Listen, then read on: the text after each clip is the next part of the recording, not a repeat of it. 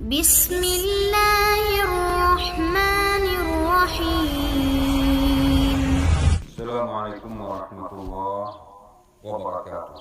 Waalaikumsalam warahmatullahi wabarakatuh. Innal hamdalillah nahmaduhu wa nasta'inuhu wa nastaghfiruh wa na'udzu billahi min shururi anfusina wa min sayyiati a'malina.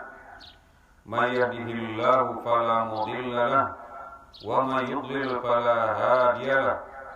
Asyhadu an la ilaha illallah wahdahu la syarika lahu wa asyhadu anna Muhammadan 'abduhu wa rasuluh. Ya ayyuhalladzina amanu taqullaha haqqa tuqatih wa la tamutunna illa wa antum muslimun.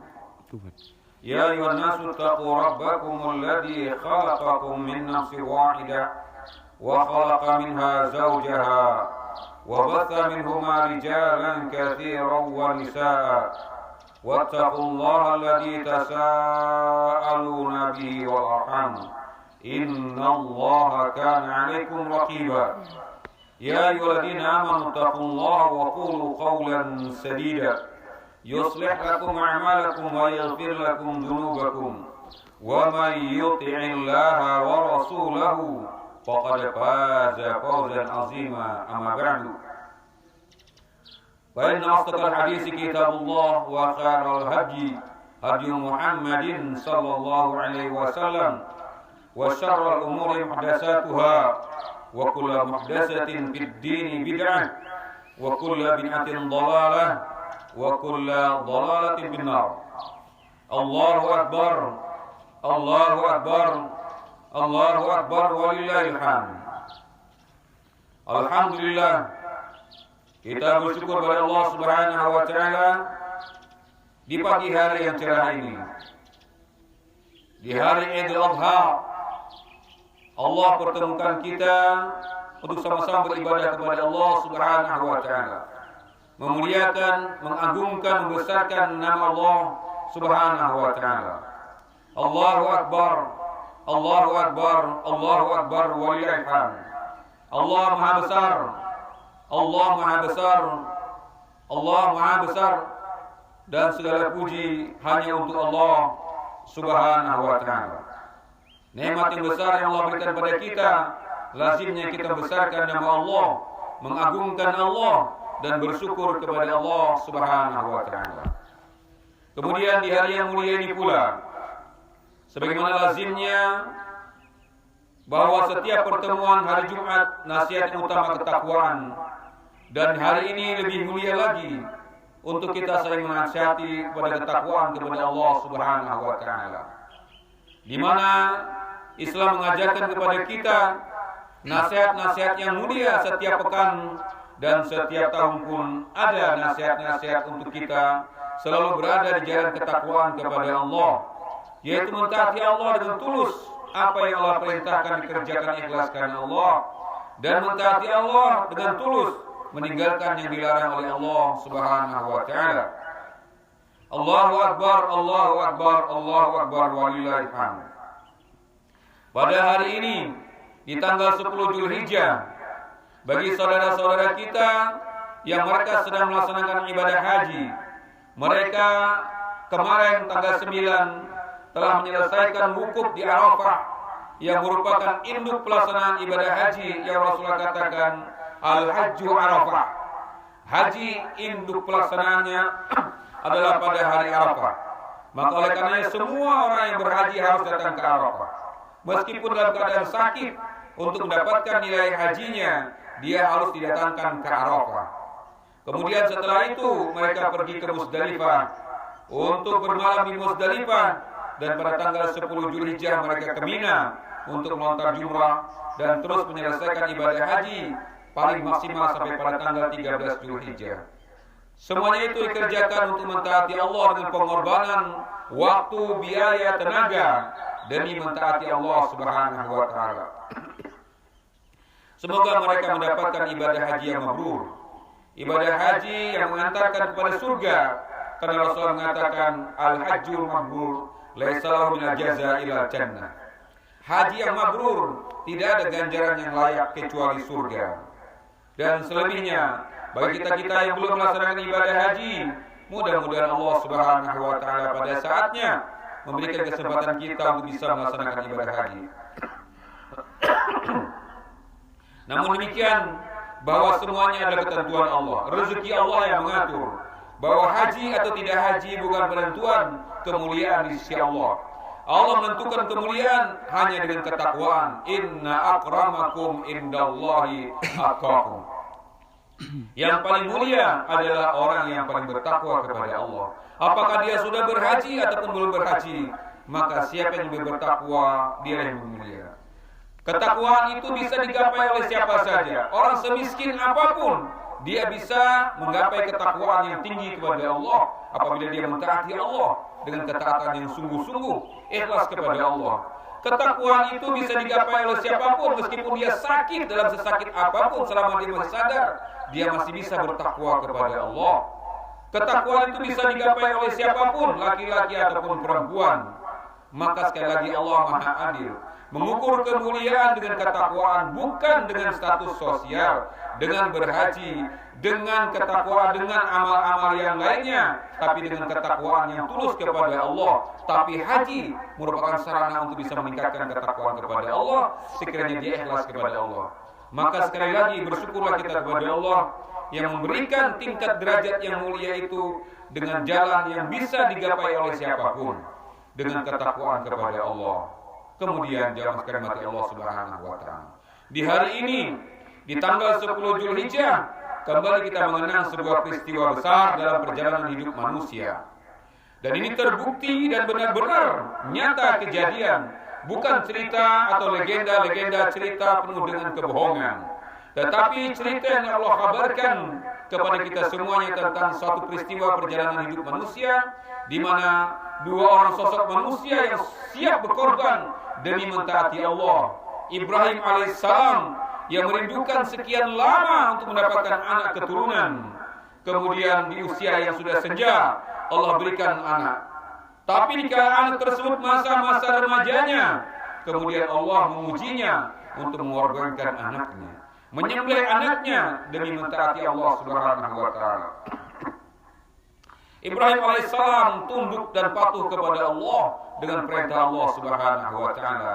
Dan Ismail pun yang ketika itu masih remaja, sebagai anak yang taat kepada Allah dan taat kepada kedua orang tuanya, dia mengatakan, "Ya bunayya fa'al ma tu'mar, satajiduni insyaallah minas sabirin." Wahai ayahku, kerjakanlah apa yang diperintahkan kepadamu. Aku insyaallah menjadi anak yang sabar. Demikian pengorbanan yang luar biasa. Kita tidak membayangkan bagaimana ketaatan seorang ayah yang merindukan anak sekian lama, mendapatkan sekian lama ketika diberi anak kemudian harus dikorbankan. Dan anak yang tulus, anak yang ikhlas mentaati kedua orang tuanya, mentaati Allah dan Rasulnya. Jangan hanya disuruh perkara-perkara yang lainnya, mengorbankan dirinya dia siap demi mentaati Allah dan Rasulnya. Ini perjalanan hidup manusia, sejarah yang nyata. Ini pelajaran bagi kita semua, bagi orang tua dan kita yang menjadi anak. Adakah pengorbanan lebih besar daripada ini lagi? Demi mengorbankan mentaati Allah Subhanahu wa taala, jiwa dan raga siap dikorbankan. Maka dicontoh teladan. Maka Allah mengatakan, laqad kanat lakum fi Ibrahim uswatun. Wa kana lakum fi Ibrahim walladzina ma'ahu uswatun. Ada contoh yang baik pada Ibrahim alaihissalam, contoh yang baik dalam perjalanan hidup manusia, di samping tauhid yang beliau ajarkan, dan beliau mengajarkan juga tentang pengorbanan yang besar untuk menjadi contoh kita semuanya. Namun Allah Subhanahu wa taala dengan maha adilnya tidaklah akan mengorbankan manusia untuk menjadi contoh seterusnya. Allah hanya ingin menguji saat itu mencapai di mana keteguhan Nabi Ibrahim mengajar mengorbankan anaknya, dan menguji Ismail sampai di mana ketaatannya. Dan ketika kedua-duanya bersatu dalam ketaatan kepada Allah, kemudian di saat-saat akan dilaksanakan, Allah kemudian mengatakan bahwa ini adalah ujian bagi kalian berdua, dan kemudian Allah ganti dengan seekor kibas. Maka sekali lagi, ini pelajaran ibrah, ya, perjalanan hidup yang menjadi contoh bagi kita semuanya. Maka hendaklah kita mentaati Allah, meskipun ketaatan kita tidak seberapa dibandingkan ketaatan Nabi Ibrahim alaihissalam. Sebagai orang tua, ketundukan kepada Allah, dan taatilah kedua orang tua. Meskipun ketaatan kita tidak apa-apanya dibandingkan ketaatan Nabi Ismail kepada kedua orang tuanya dan mentaati Allah Subhanahu wa taala. Sekali lagi Allah menjadikan cerita-cerita Al-Quran sebagai pelajaran bagi kita. Fa'tabiru ya ulil absar. Ambillah pelajaran kata Allah, wahai orang-orang yang punya pandangan pemikiran yang benar. Kemudian jemaah Allah Subhanahu wa taala. Lebih-lebih kita di zaman di mana banyak ujian-ujian keimanan saat ini, maka perlu kita mengokohkan keimanan kita kepada Allah Subhanahu wa taala, memetik hikmah-hikmah yang terkandung di dalamnya, dan di antaranya nilai-nilai korban yang diperintahkan oleh Allah Subhanahu wa taala bagi yang mampu itu sebagian kecil yang Allah perintahkan, tapi lebih daripada itu pengorbanan dalam melaksanakan segala kewajiban-kewajiban, meninggalkan larangan-larangan, dan itu adalah ujian yang besar. Allah Subhanahu wa taala berfirman, ahasiban nasu ayutraku ayyaqulu amanna wa hum la yuftanun wa laqad fatanna alladziina min qablihim fala ya'lamanna Allahu alladziina shadaqu wa la ya'lamanna al-kadhibin. Apa manusia mengira mengatakan dia beriman kemudian tidak diuji? Tidaklah kata Allah, tidak demikian. Bahwa telah diuji orang-orang sebelum kalian. Sehingga kelihatanlah siapa yang benar-benar beriman kepada Allah dan siapa berbohong dengan imannya. Orang-orang dahulu diuji dengan sekian banyak ujian-ujian seperti tercerita tentang Nabi Ibrahim dan Ismail alaihissalam. Demikian juga orang beriman setelah mereka juga diuji. Bahkan Rasulullah mengatakan ada di antara mereka yang diuji, yang digergaji dari kepalanya sampai di sela-sela kedua pahanya, terbelah badannya untuk mempertahankan keimanannya. Dan ada yang mereka dilemparkan ke kuali yang ketika itu yang panas sekali, dan mereka meninggal dalam keadaan mempertahankan imannya. Maka sekali lagi, apalah pengorbanan kita saat ini dibandingkan pengorbanan mereka?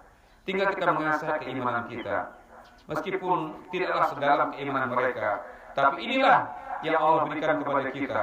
Janganlah yang tinggal sedikit ini kemudian kita pun tidak bisa mempertahankannya.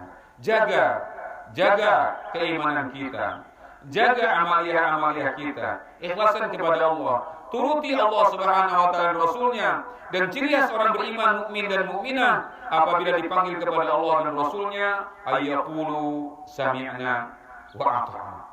Kami terima dan kami dengar. Ini simbol orang-orang yang beriman, dan Allah Subhanahu wa taala Maha Adil.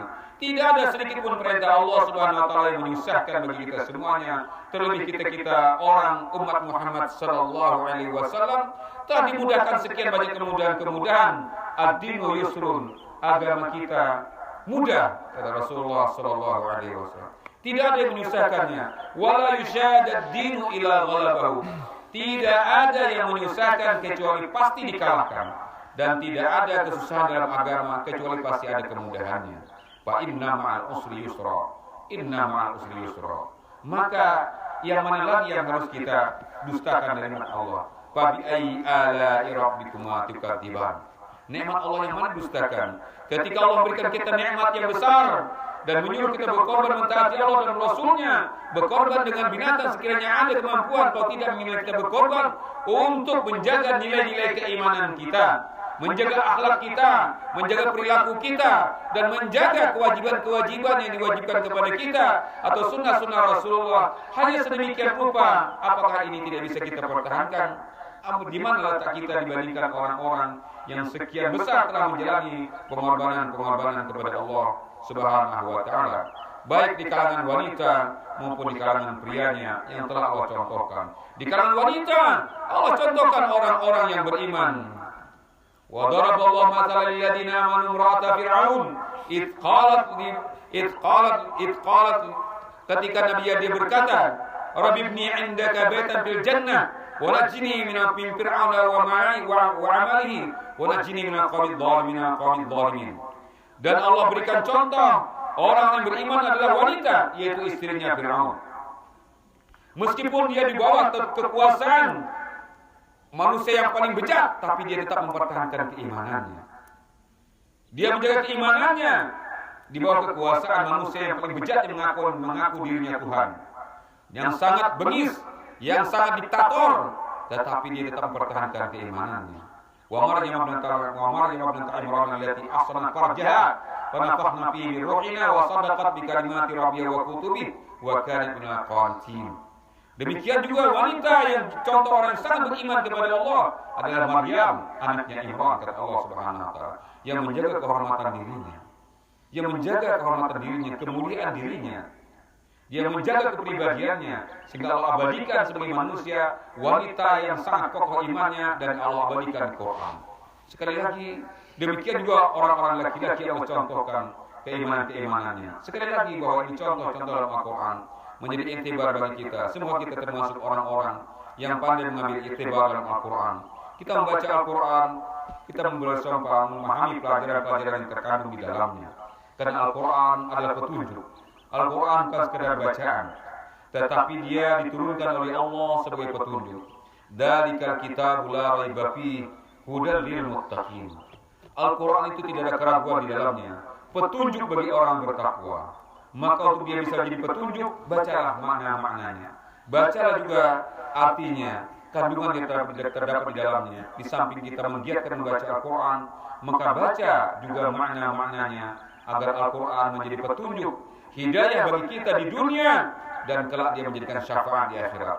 Banyak cerita-cerita dalam Al-Quran dan sebagian kandungan Al-Quran cerita, tetapi cerita bukan sekedar cerita, tetapi cerita merupakan iktibar, pelajaran-pelajaran yang sangat besar sekali, pengorbanan-pengorbanan yang begitu Allah ceritakan dalam Al-Quran menjadi iktibar bagi kita. Bahkan ada di antara nabi yang dibunuh oleh kaumnya demi mempertahankan agamanya. Demikian besar pengorbanan mereka dalam hidup. Maka semuanya ini masing-masing ada jalannya Allah tentukan semuanya. Allah pergantikan generasi demi generasi, waktu demi waktu. Allah katakan liyabluwakum ayyukum ahsanu amala. Untuk menguji siapa di antara kalian yang paling baik amalnya. Maka oleh karenanya sekali lagi, mari kita masing-masing berkaca dengan amal kita. Meskipun sekali lagi tidak apa-apanya pengorbanan kita dengan orang-orang terdahulu, tetapi Allah berikan kemudahan-kemudahan bagi kita. Yang ada ini kita jaga dengan baik. Perintah Allah dan Rasulnya kita jaga dengan baik. Untuk dikerjakan ikhlas, dan itu pun kita disuruh semampu kita. Fattaqullaha mastata'tum. Allah tidak membebani kita di luar kemampuan kita. La yukallifullahu nafsan illa wus'aha. Baik kalangan wanitanya, jaga harga diri kewanitaan kita. Jaga kewajiban-kewajiban yang menyangkut masalah kewanitaan kita. Demikian juga kaum prianya. Mari kita jaga bersama. Ini adalah pengorbanan yang terbesar dalam hidup kita. Kelak dengan usaha-usaha jeripayah kita ini Allah janjikan kemuliaan-kemuliaan. Allah mengatakan wujuhu yawma idzin na'imah li sa'yiha radiyah fi jannatin 'aliyah. Maka pada hari itu akan nampak wajah-wajah yang ceria, wajah-wajah penuh dengan kelembutan, keceriaan bercahaya. Kenapa? Li sa'yiha radiyah. Karena jeripayah mereka di dunia diridai Allah. Pengorbanan mereka di dunia diridai Allah, mentaati Allah dan Rasulnya. Maka apa ganjaran bagi mereka? Fi jannatin 'aliyah. Mereka berada di dalam surga yang sangat tinggi. Allah berikan kenikmatan-kenikmatan di dalamnya dengan segala kenikmatan yang ada, yang telah kita baca sekian banyak cerita-cerita tentang surga yang Allah janjikan. Sekali lagi Allah katakan lisa'yiha radiyah. Karena jeripayahnya yang telah diusahakan di dunia ini. Semoga Allah menjadikan kita orang yang mengambil iktibar dalam Al-Quran dan menjaga jeripayah dalam hidup kita ini untuk mentaati Allah dan Rasulnya, baik laki-laki maupun perempuan. Aqulu qouli hadza. Mari kita berdoa kepada Allah Subhanahu wa taala. Semoga Allah menjadikan kita orang-orang yang beriman, yang benar-benar membuktikan keimanan kita, dan ciri khas orang beriman yang katakan innama kana qaulal mu'minina idza du'u ila Allahi wa rasulihi liyahkuma bainahum ayyaqulu sami'na wa ata'na. Tidak ada kalimat yang lain yang keluar dari mulut orang beriman, kata Allah dan Rasulnya, apabila dipanggil untuk mentaati Allah dan Rasulnya, berhukum dengan Allah dan Rasulnya, kecuali sami'na wa ata'na. Allahumma salli wa sallim wa barik ala Muhammad wa ala alihi wa sahbihi wa man ihtada bi hadihi ila yaumil qiyamah. Allahumma fir lil mu'minina wal mu'minat wal muslimina wal muslimat al ahya'i minhum wal amwat. Allahumma fir lana wa li walidina warhamhum kama rabbawna shighara. Allahumma fir lana wa li ikhwanina alladhina sabaquna bil iman wa la taj'al fi qulubina ghillan lil ladzina amanu rabbana innaka ra'ufur rahim. Allahumma arinal haqqa haqqan warzuqna ittiba'ah wa arinal batila batila warzuqna ijtinabah. Allahumma ansur man nasara ad-din واقتل من خذل المسلمين. اللهم أصلح لنا ديننا الذي هو عصمة أمرنا، وأصلح لنا دنيانا التي فيها معاشنا، وأصلح لنا آخرتنا التي إليها معادنا، واجعل الحياة زيادة لنا في كل خير، واجعل الموت راحة لنا من كل شر. اللهم اقسم لنا من خشيتك ما تحول به بيننا وبين معصيتك، ومن طاعتك ما تبلغنا به جنتك، ومن اليقين ما تهون به علينا مصائب الدنيا. اللهم متعنا بأسماعنا وأبصارنا وقوتنا ما أحييتنا، واجعله وارثا منا، واجعل ثأرنا على من ظلمنا، وانصرنا على من عادانا. اللهم لا تجعل مصيبتنا في ديننا، ولا تجعل الدنيا أكبر همنا ومبلغ علمنا، ولا تسلط علينا ما لا يرحمنا. ربنا لا تزغ قلوبنا بعد إذ هديتنا، وهب لنا من لدنك رحمة إنك أنت الوهاب. ربنا هب لنا من أزواجنا وذريتنا قرة أعين واجعلنا للمتقين إماما. ربنا آتنا في الدنيا حسنة وفي الآخرة حسنة وقنا عذاب النار. والحمد لله رب العالمين. السلام عليكم ورحمة الله وبركاته.